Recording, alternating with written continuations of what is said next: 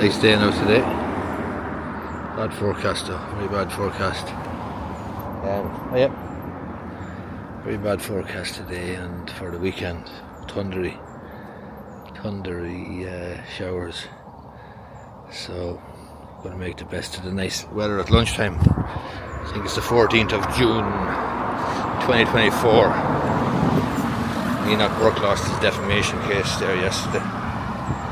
A lot of comment online about it and so on, but the law is the law, and that's about the height of it.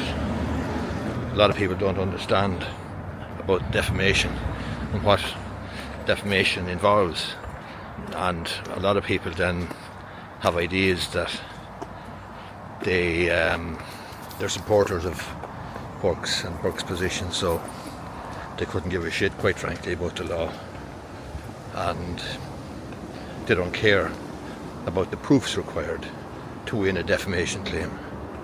So for defamation you need to prove at least two things. One, that there has been a publication, either oral or in writing, about you that's factually incorrect. But secondly, that publication damages your reputation in the eyes of reasonable persons. So has your reputation been damaged? And in Burke's case, Enoch Burke's case, the judge said because he was in contempt of court, because he was essentially therefore a contemnor, his reputation was already damaged.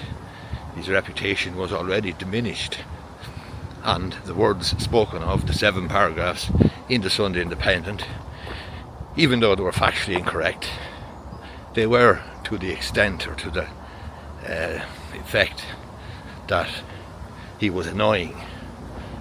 He was essentially so annoying in prison that other prisoners were liable to lose the head. And get that camera right there now. Were liable to lose the head and perhaps inflict violence on him. But the judge found that the words spoken or published, even though they were factually incorrect, did not diminish his reputation, because his reputation was already diminished by his own actions and by the fact that he was a contemnor. And that was one of the arguments in court by the legal team for the Sunday Independent, that he was essentially going to the High Court looking for damages, looking for a remedy, looking for his good name to be restored, looking for compensation for the damage to his good name, to the very body, the High Court, whose orders he has repeatedly ignored, the High Court who he has accused of all sorts of corruption and nefarious behaviour and so on. So there is, even at its most basic, a very obvious contradiction or paradox or irony in, on the one hand, saying the High Court is Beelzebub's, house and is corrupt, and God will take care of you and God will sort you out and so on and so forth, and I'm not going to pay any heed to your orders. And then, on the other hand, you take offence at a publication in a newspaper, and where do you go to get your remedy, your damages, to have your good name and reputation restored? You go to the very same High Court. There's a clear paradox or irony involved in that. Anyway, there is a cyclist far side. Jesus, it looks beautiful down here, I think. It looks beautiful.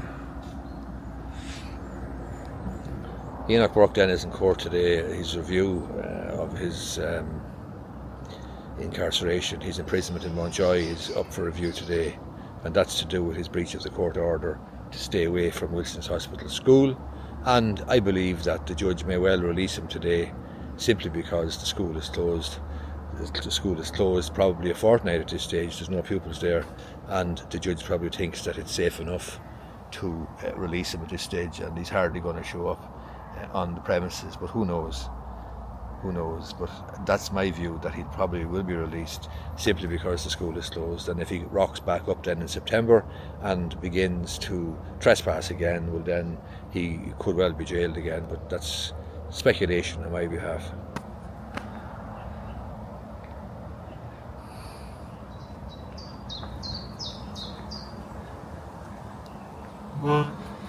It's lovely to hear the birds down here at lunchtime. I only take a short break at lunch, and I generally exercise in the evening time then when I go home. I go for a run every evening, and then I cycle at the weekend. Go for a good cycle on a Saturday and Sunday, and I run then Monday to Friday. So I'll go for a run this evening. So when I come out at lunchtime on a day like today, it's simply just to get a bit of well needed fresh air into my lungs. But it's not really to exercise, because obviously you can't really exercise now wearing a suit, a tin of fruit as it were. So I'm only coming out, and often I'll make a video to make the most of my time, and to maybe just use my new camera. I have an Osmo Pocket 3. That's what I'm recording this on, and it's very good. But I was trying to get my little wireless mic to work with it, and I can't get it to work just at the moment without the transmitter. But I was hoping the receiver alone would work, but it won't. And the problem with this particular camera is that if I plug in my little tripod, I can't plug in the transmitter, and so I can't have a wireless mic. And it would be very, very useful just to break up the videos and to give different shots from different spaces or different areas and so on. So that's it. That's the technical stuff for the Osmo Pocket 3, which is a fantastic little camera. Anyway, back to work now.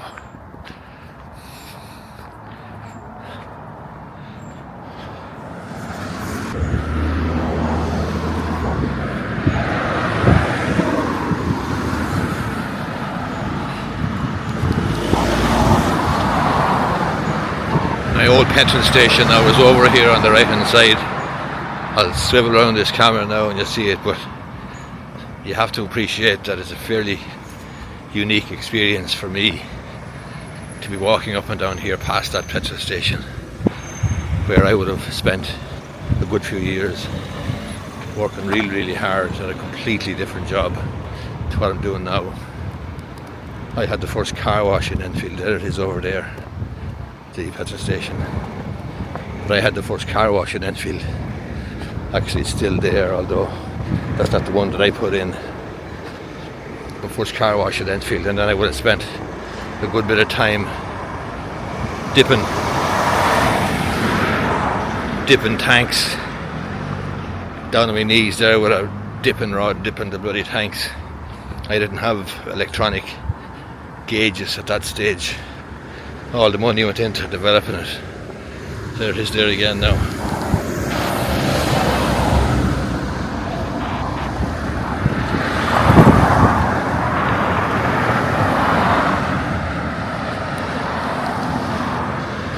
So strange for me to be walking past that, and some days I buy water or milk in it or whatever for my tea, but it's so strange sometimes to be walking past. You get a kind of a flashback to literally been down on my knees with the little stones on the forecourt pouring into my knees, dipping tanks and stuff like that.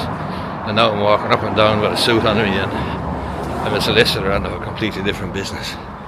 It's strange though, because I know those flower beds there and so on. I put all those in, and all that red brick that you can see over there, I actually just copied ESSO's methodology, standard operating procedure at the time, and I just copied ESSO and went with a lot of red brick and so on and so forth. But anyway, that's the story, and as I say, sometimes it's very strange walking past that place, and walking into it for petrol or for milk and so on. Anyway, that's life. You never know.